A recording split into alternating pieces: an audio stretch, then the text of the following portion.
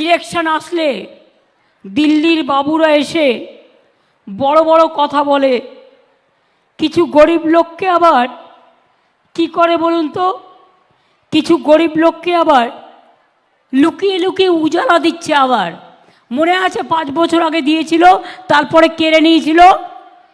গ্যাসের দাম কত বাড়িয়েছিল? আমরা বিনা পয়সায় চাল দিই, অর্থাৎ বিনা পয়সায় চাল 1000 টাকার গ্যাসে চলে বিনা পয়সার চাল। আর এবারে যদি ওরা জিতে যায়, ওই গ্যাসের দাম আরও বাড়িয়ে 1500 থেকে 2000 টাকাও করে দিতে পারে।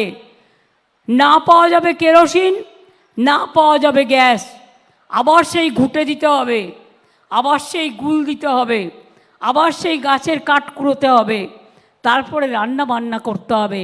এই তো দিল্লির অবস্থা। আমাদের বাংলাকে ওরা ভালোবাসে না, আদিবাসীদের ভালোবাসে না, তপশিলীদের ভালোবাসে না, বঞ্চনা করে। বলুন না, আধার কার্ড কেন কেড়ে নেওয়া হচ্ছিল? হঠাৎ করে একদিন ভোরবেলায় দেখলাম আধার কার্ড যাদের ছিল অনেকের আধার কার্ড কেড়ে নেওয়া হলো। সঙ্গে সঙ্গে আমরা ফোর্স করলাম, আধার কার্ড কেড়ে নেওয়া হলে আমরা পাল্টা করে দেবো। মনে রাখবেন, আমি একটা লোকের কাছ থেকে তার অধিকার কেড়ে নিতে যাব না। এটা ওয়েস্ট বেঙ্গল গভর্নমেন্ট।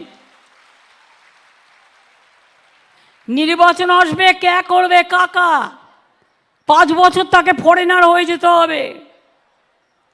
সেতে এখনো নাগরিক আছে, অনেক দিন সে নাগরিক থাকবে না। তা নাগরিক না থাকলে রেশন পাবে কোত্থেকে? নাগরিক না থাকলে লক্ষ্মীর ভাণ্ডার পাচ্ছে কোত্থেকে?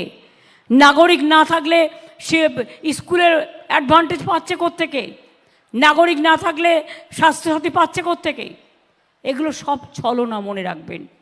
আর এনআরসির নাম করে মানুষকে বাতিল করে দাও, ডিটেনশন ক্যাম্পে নিয়ে যাও, মানুষকে তাড়িয়ে দাও।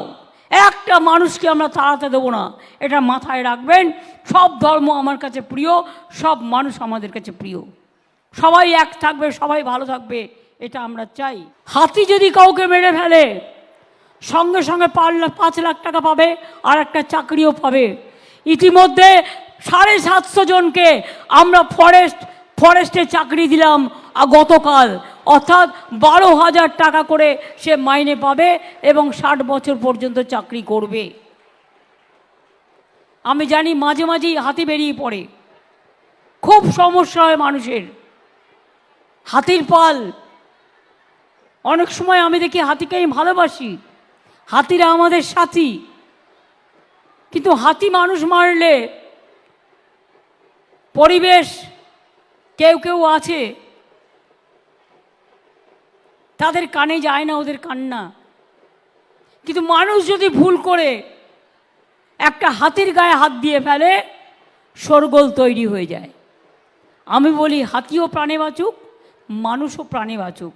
হাতির সংখ্যা বৃদ্ধি পাচ্ছে, এটা নিয়ে পরে আমাদের আলোচনা করতে হবে, যাতে তারা বন থেকে বেরোতে না পারে, বনের ফেন্সিংটা ভালো করে করা হয়। আমাদের সমস্যা হচ্ছে ঝাড়খণ্ড থেকে হাতি চলে আসে, আমাদের সমস্যা হচ্ছে নেপাল থেকে চলে আসে। নেপালে আমি শুনেছি তারা অনেক সময় হত্যা করে ফেলে, আমরা এটা করি না।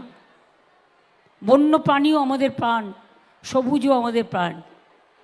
সেই জন্য মনে রাখবেন, এই কাজগুলো আমাদের করতে হবে।